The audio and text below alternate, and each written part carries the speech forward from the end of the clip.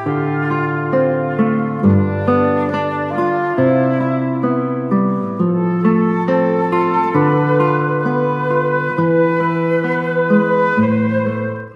berjumpa lagi Bapak Ibu di dalam Renungan Harian GKI Sangkra Solo. Kita akan memulai Renungan Harian di hari ini dengan berdoa. Mari kita berdoa. Tuhan Allah Bapa kami, berkati kami di hari ini, di saat kami mendengarkan firman-Mu Tuhan. Biarlah Engkau yang memberikan kepada kami di saat ini hati yang penuh dengan tanah subur Tuhan. Supaya setiap firman yang boleh kami dengarkan, yang boleh kami pelajari di hari ini, itu bisa menghasilkan buah yang lebat. Terima kasih ya Tuhan, hanya di dalam nama Tuhan Yesus kami berdoa. Amin. Bapak Ibu, salah satu hal yang mempengaruhi keberhasilan seseorang itu adalah keberanian. Keberanian itu menghasilkan sebuah tindakan yang mungkin di luar dari apa yang kita pikirkan. Dan keberanian ini akan membawa kita untuk bisa menerobos terhadap permasalahan-permasalahan yang kita hadapi. Banyak contoh yang kita pelajari di dalam Alkitab, kalau kita mau baca, bahwa keberanian itu menghasilkan yang namanya mujizat. Keberanian itu menghasilkan yang namanya sukacita, kedamaian. Dan apakah di dalam kehidupan kita akhir-akhir ini, keberanian itu ada nggak di dalam kehidupan kita? Nah, yang menjadi permasalahannya adalah, seringkali kita melupakan keberanian ini dengan berbagai macam alasan yang sudah kita siapkan sebelumnya. Bahkan di saat Tuhan meminta kita untuk melakukan hal-hal yang di luar dari kapasitas kita, kita berdalih terus. Nah, kita akan belajar dari sebuah kisah yang cukup terkenal, dan kita akan membuka dari ayat kita, Alkitab kita dari 1 Samuel 17 ayat 26. Saya akan membacakan.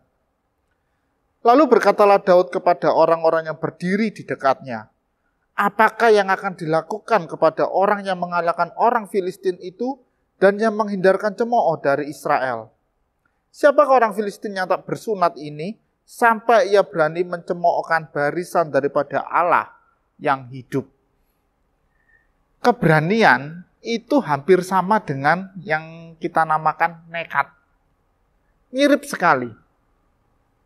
Tetapi yang membedakan adalah keberanian itu digerakkan oleh sesuatu. Dan itu ada perencanaan sebelumnya. Tetapi kalau nekat, itu tidak ada perencanaan sebelumnya. Dan yang menggerakkan adalah, bukan naluri, nafsu kita. Keinginan-keinginan kita yang tidak diperhitungkan. Itu nekat. Nah, tetapi yang dilakukan oleh Daud ini, mungkin terkesan agak nekat gitu. Terkesan nekat, tapi ini adalah keberanian yang sejati. Mengapa demikian? Yang pertama karena adalah sumbernya jelas. Keberanian yang Daud lakukan, yang Daud pikirkan, itu bersumber dari Allah. Itu bersumber dari pengalaman-pengalaman kehidupannya, di mana Allah turut bekerja di dalamnya. Jelas banget sumbernya. Itu dari Allah. Nah, keberanian ternyata tidak hanya bersumber dari Allah saja, Bapak Ibu. Keberanian juga bisa bersumber dari si jahat. Bisa. Karena kita memiliki dendam kepada seseorang, kita berani untuk membuat kehidupannya tidak nyaman. Kita berani untuk bertindak supaya dia terganggu di dalam kehidupannya. Itu keberanian yang digerakkan oleh si jahat. Tetapi keberanian yang bersumber daripada Kristus, itu adalah keberanian yang menghasilkan damai. Keberanian yang menghasilkan pemulihan. Di saat kita menghadapi pencobaan, kita ada di dalam sebuah permasalahan, keberanian yang bersumber dari Allah lah ini yang akan memenangkan kita. Seringkali kita merasa tersakiti oleh seseorang, tapi kita takut untuk memberikan pengampunan. Kenapa kita tidak berani saja untuk memberikan pengampunan? Karena keberanian di dalam memberikan pengampunan itu akan menghasilkan kedamaian di dalam kehidupan kita.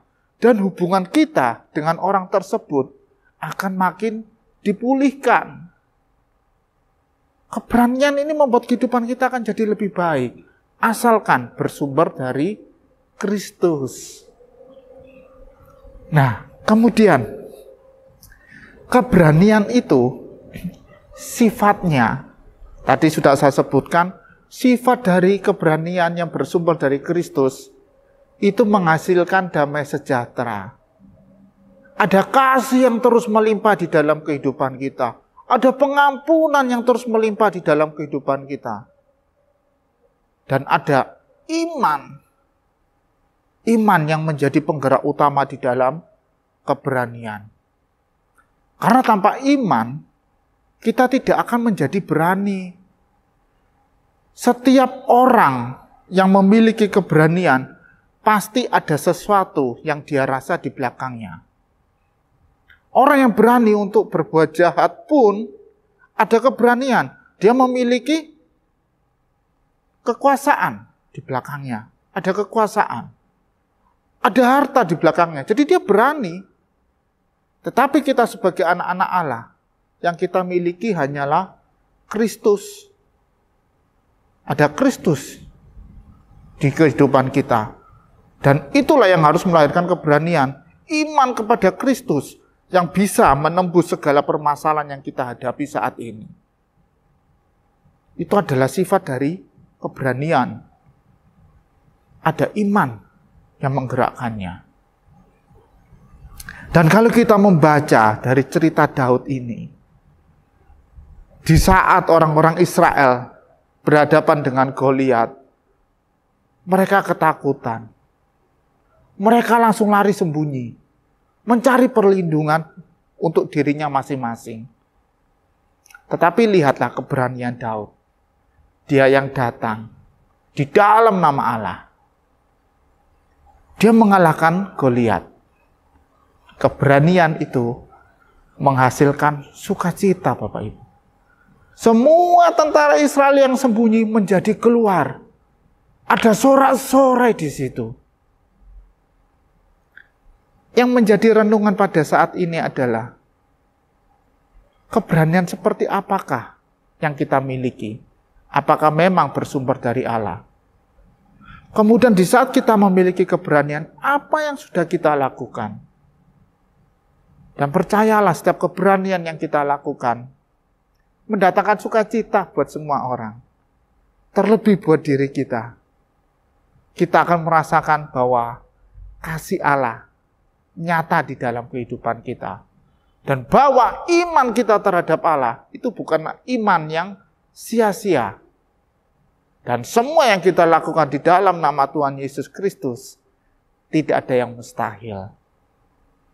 Keberanian yang saat ini kita butuhkan di tengah situasi yang tidak baik-baik saja. Mari kita belajar untuk berani dan merubah kehidupan kita dan orang-orang di sekitar kita merasakan kasih Tuhan. Mari kita akhiri dalam doa. Terima kasih ya Tuhan. Terima kasih. Kami menyadari bahwa Engkau sungguh baik di dalam kehidupan kami Tuhan.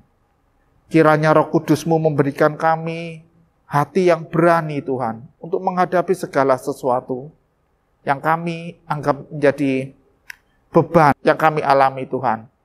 Biarlah kasih yang menyumber dari keberanian kami ini Tuhan bisa membuat kehidupan kami menjadi lebih baik lagi dan kami dipulihkan di dalam nama Tuhan Yesus Kristus. Kami sambut hari ini, kami sambut berkat-Mu Tuhan di dalam kehidupan kami. Biarlah pemeliharaan Tuhan akan terus menjagai kami sepanjang hari ini. Di dalam nama Tuhan Yesus kami berdoa. Amin.